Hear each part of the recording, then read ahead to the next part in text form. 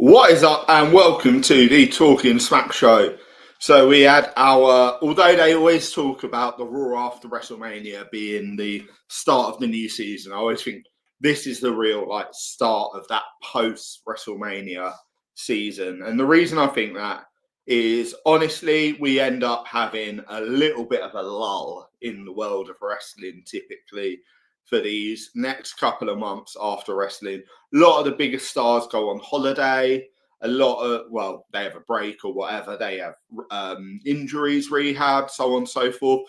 But also, we just have to get all the new storylines going. They have to build up that sort of engagement and buy-in from us as fans. It's not instant for us, is it? We have to have the scenes being set, and that was very much what happened in this episode. I think it was fine, but it wasn't like SmackDown on Friday. Oh my god, that was an incredible show. Whereas this was just a bit flat, honestly. And there were some real high points, some interesting moments, but as a whole, it was a bit The crowd were poor as well. So it was in Kansas City, and they are shit fans, honestly. But we kicked off with Seth Rollins alongside Bron Breakker and Paul Heyman. And Seth was trying to get the crowd going. He was saying, I know you want to cheer CM Punk's name. And they didn't. And then he was like, I know you want to raise your finger for the tribal chief. And they did do that. And there were a few weak OTC chants. But the fans just weren't playing along. It was a bit weird. So Seth was saying that he declared himself the future, that the future of the industry will run through him. And then, let's go! Sami, I won't keep singing this. Gonna upset people, I think. But Sami Zayn came out. As he was walking out, we saw Rollins giving instructions to Bron Breakker. We didn't really know what they were. Sami and Seth spoke about how long they've been friends. They were both on Ring of Honor, 15 years ago now. So they truly do know each other for a long, long time.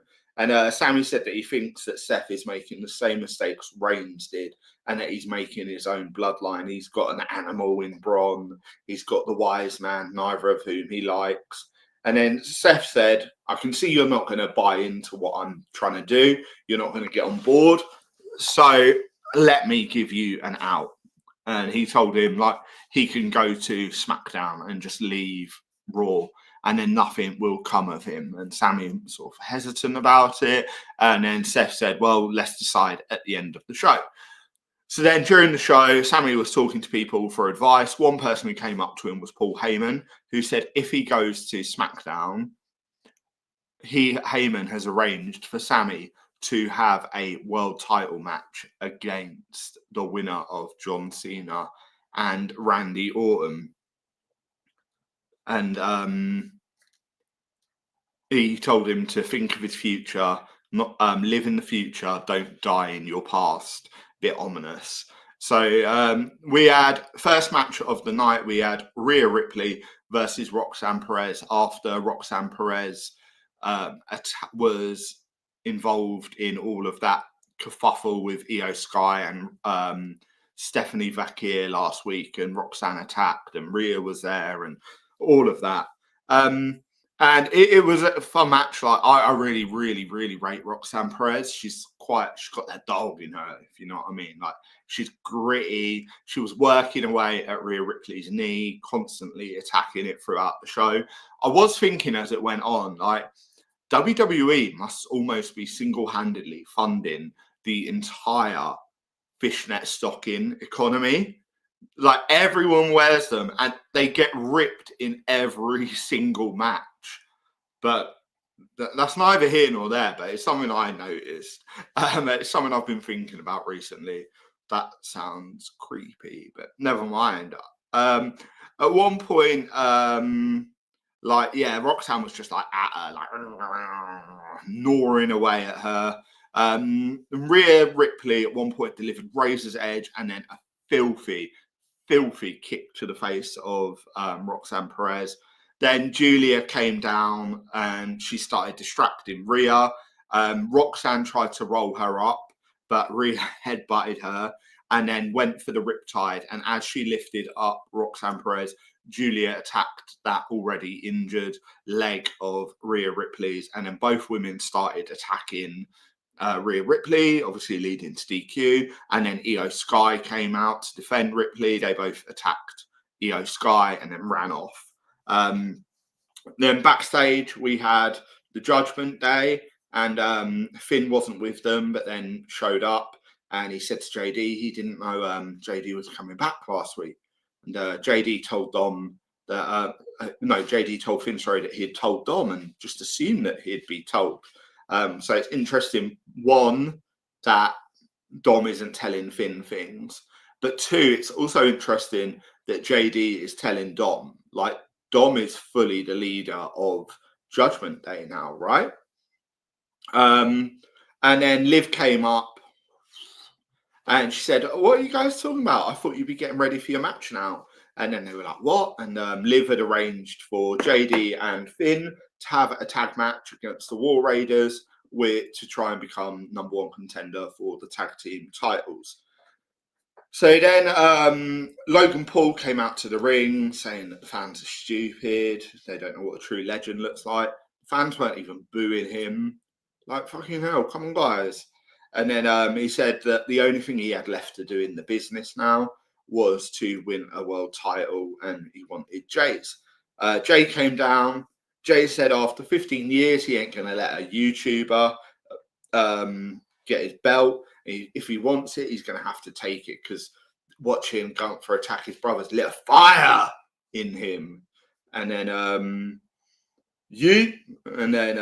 Paul said he's taking the belt. Jey's going to hold it less time than he had the Intercontinental. And then Jey gave him a super kick.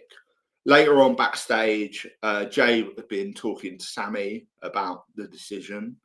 And then as when Sami left, Logan Paul, pow, one shot to Jey Uso backstage and shouted, "That's karma, Us." So then we had Raw is War Raiders versus Judgment Day. New Day were on commentary, which was brilliant. I love New Day. They were hilarious. Like Cole and Pat were talking about like how athletic Judgment Day were, and they were like, "We can do all those things." And then Cole was like, "Yeah, but you're not 330 pounds." And then Xavier went, "It's not impressive to not work out."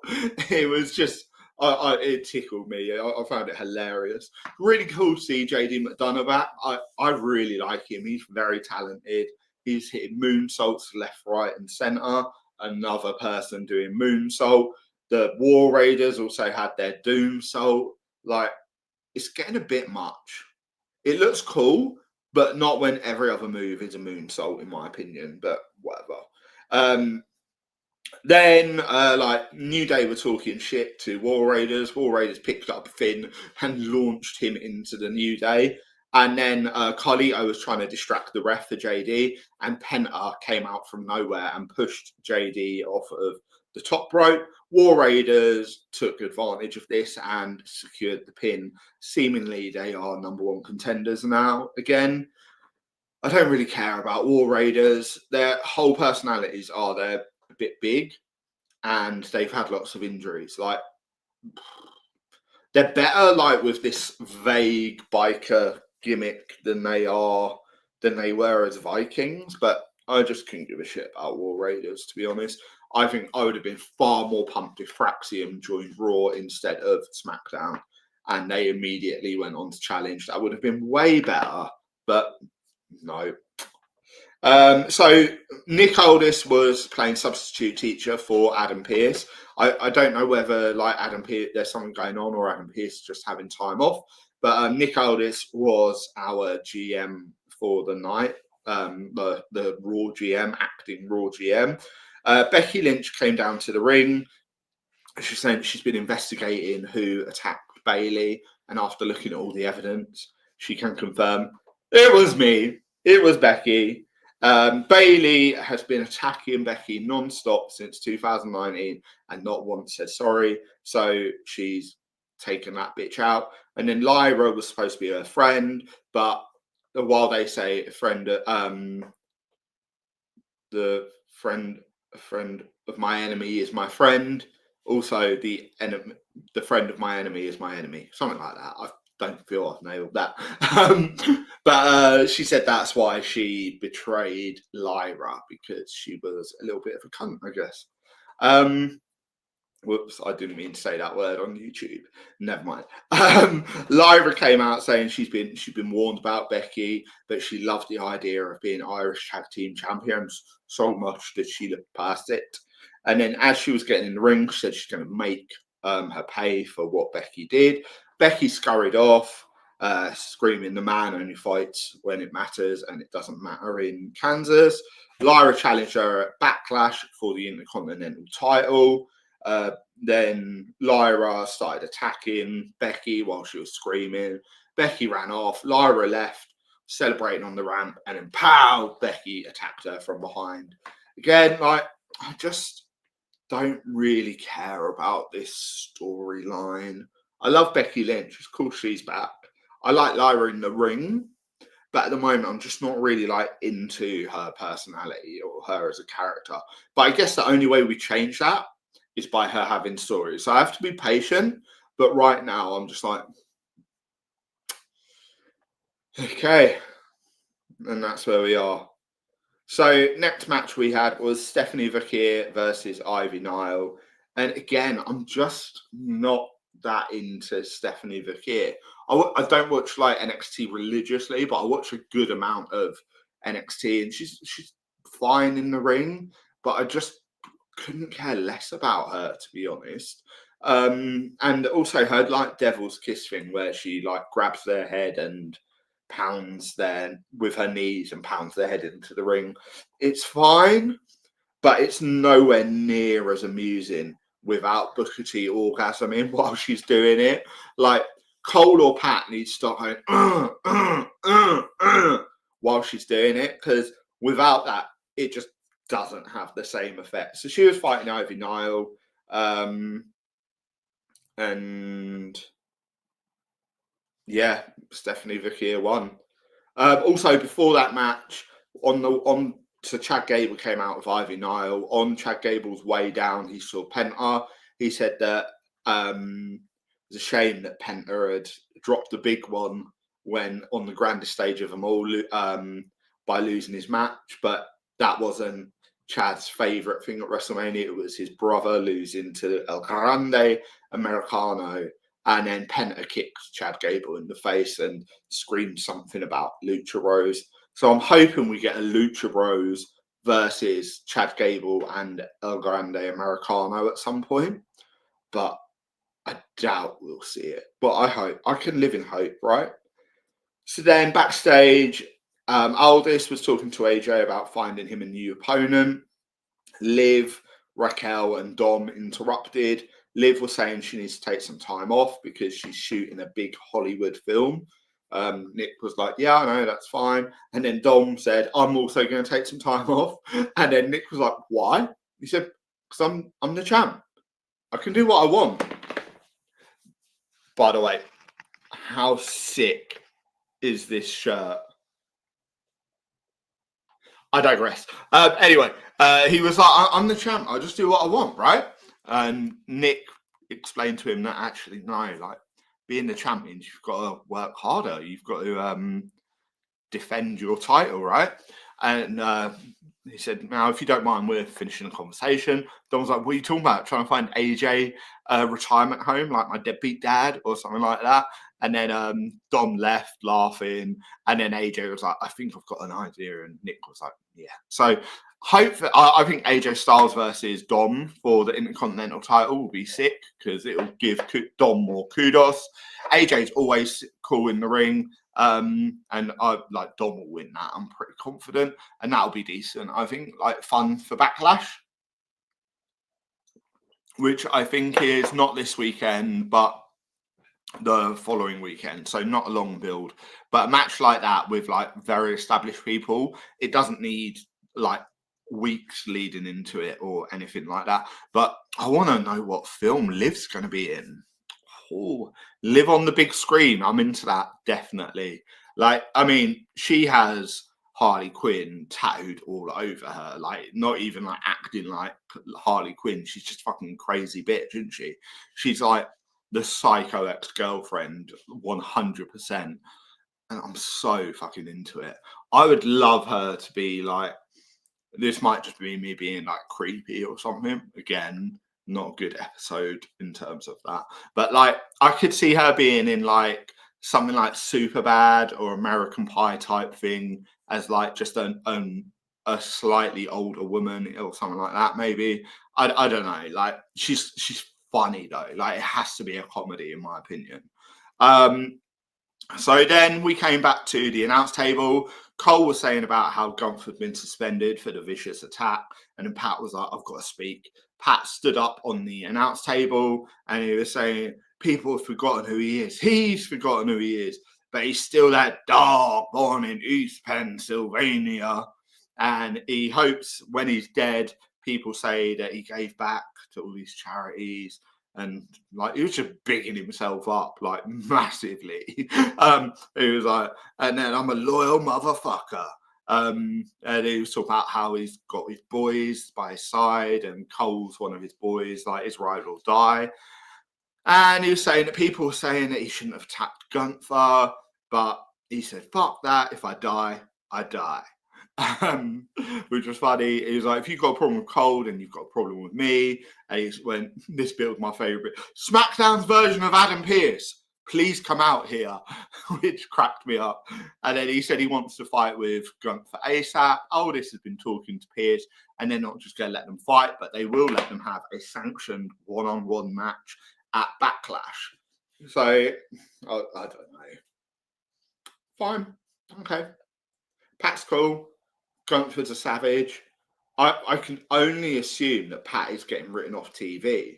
Like that's the only thing that makes sense for this. Like why this whole storyline's going on, in my opinion. But I hope I'm wrong.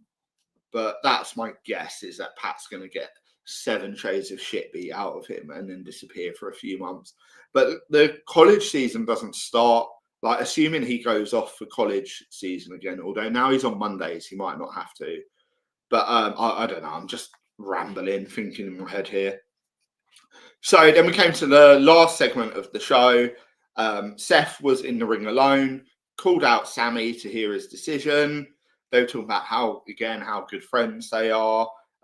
Seth told Sami Sami's putting him in a very tough position as they're such old friends and he doesn't want anything to happen to him. So it's all like very veiled threats throughout these parts. He said Sami might not like Braun and Heyman, but together they are the best way to lead WWE into the future. And he loves Sami. Sami helped him when he first became a dad. He phoned Sami for advice, and now he's giving Sami advice. He wants to repay that kindness by giving him a way out. Because if he stays on Raw and he doesn't believe in Rollins, bad things are going to happen to Sami. So Sami said as a friend, he didn't mean to offend Seth, but Seth is dangling the one thing that's eluded him in his career, the WWE title. But has Seth ever known Sami to run away? No, Seth's threatening him. Sami saying Sami's going to be a target, but Sami will not be threatened. And when he becomes champion, he will do it the right way, which I think we all want. Like Sami has to win the title at some point. I think it has to be WrestleMania now. Like it's been such a long time and been so much build, but that could be where like this story might be going, where maybe perhaps Seth beats Jey and then Sami eventually overthrows Seth would be my guess. But he won't be winning the title because of favors, because he did it the right way. And Sami loves and respects Rollins, but he can go to hell. And then we had Bron Breaker's music hit. And with Paul Heyman walking behind him, like, dude looks ominous. I think long term, this has to end up that Heyman and Braun are going to betray Seth at some point. But then that doesn't work for Sami. I don't know. Who knows? But yeah, Braun came down ready to fight. So Sami ended up having a match in jeans. During the match, the fans were like waving their phone lights. I don't know why. Like, is it a Kansas thing? I've never seen it at Raw, like just randomly during a match, but it was pissing me off. I don't think I'm in the best mood today, though, as this goes on. So Sami was on top rope. Braun hit the Breakensteiner, then went for a spear. Sami kicked him in the face, then delivered the exploder suplex into the turnbuckle. Sami went for the haluva kick, and then Braun, bam, hit him with the spear. Didn't go to pin him. Bam, hit him with another spear.